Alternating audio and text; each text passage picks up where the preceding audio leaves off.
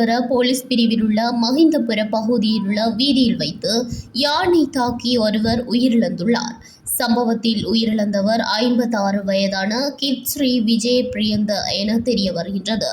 மூதூர் தள வைத்தியசாலையில் வைக்கப்பட்டிருந்த சடலத்தை திடீர் மரண விசாரணை அதிகாரி AJA நூருல்லா நேற்று வியாழக்கிழமை 26ஆம் தேதி பார்வையிட்டு விசாரணை செய்த பின்னர் சடலம் பிரேத பரிசோதனைக்காக திருகோணமலை பொது வைத்தியசாலைக்கு அனுப்பி வைக்கப்பட்டுள்ளது.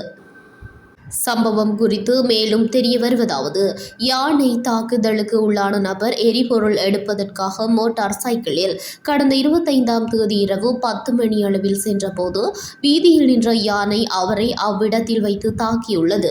சம்பவத்தில் காயமடைந்த நபர் அவசர நோயாளர் காவு வண்டி மூலம் வைத்தியசாலைக்கு கொண்டு செல்லும் வழியில் உயிரிழந்துள்ளதாக தெரிய வருகின்றது. சம்பவம் தொடர்பான மேலதிக விசாரணைகளை சேருநுவர போலீசார் முன்னெடுத்து வருகின்றனர்.